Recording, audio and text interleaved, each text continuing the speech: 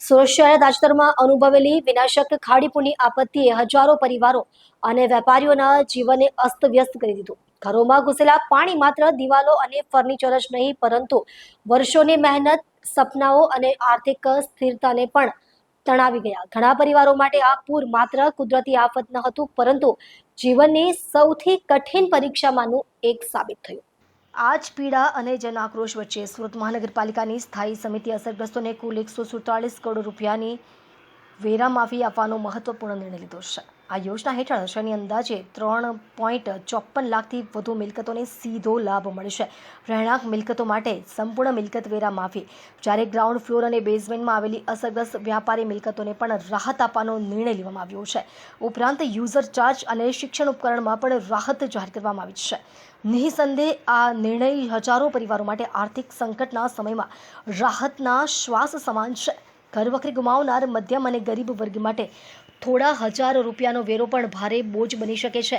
આવા સમયે પાલિકાની આ સહાય તેમના માટે માત્ર આર્થિક નહીં, પરંતુ માનસિક સાંત્વના પણ બની શકે છે. પરંતુ આ સમગ્ર ઘટનાનો બીજો એક મહત્વપૂર્ણ પાસો પણ છે. ખાડીપુર બાદ શહેરભરમાં પાલિકાની પ્રી મોન્સૂન કામગીરી, ડ્રેનેજ વ્યવસ્થા અને આયોજન સામે ગંભીર પ્રશ્નો ઉભા થયા હતા.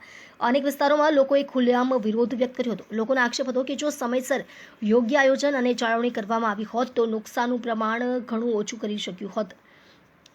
આવા સમયે જ્યારે જાહેર કરાયેલી આ વેરા માફીને ઘણા લોકો જન આક્રોશને શાંત કરવાનો પ્રયાસ પણ માની રહ્યા છે, કારણ કે નાગરિકો માટે માત્ર વેરામાં રાહત પૂરતી નથી, તેઓ ભવિષ્યમાં આવી પરિસ્થિતિ ફરી ન સર્જાય તેની ખાતરી પણ ઈચ્છે છે. લોકોનો સવાલ સ્પષ્ટ છે કે રાહત આપવી જરૂરી છે, પરંતુ જવાબદારી કોણ લેશે? ઘટના હતી. શહેર વિસ્તારમાં રહેતા અંદાજિત રહેણાંકની 3,04,000 જેટલી મિલકતો તેમજ ગ્રાઉન્ડ ફ્લોર અને બેઝમેન્ટવાળી બિન રહેણાંક અંદાજિત 50,500 મિલકતો મળી કુલ 3,54,000 જેટલી મિલકતોને આ પૂરમાં ઘણું વ્યાપક નુકસાન થયું છે.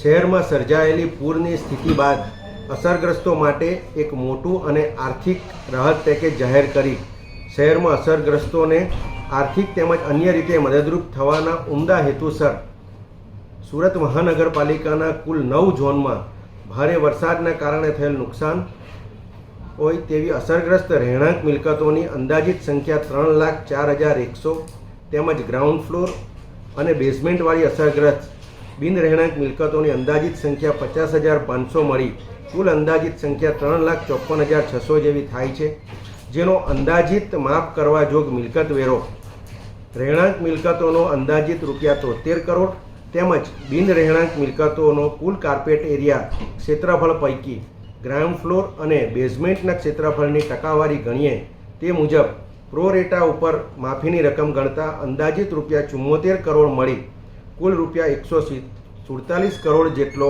વેરો સુરત મહાનગરપાલિકા પૂર અસરગ્રસ્તો માટે માફ કરવા જઈ રહી છે.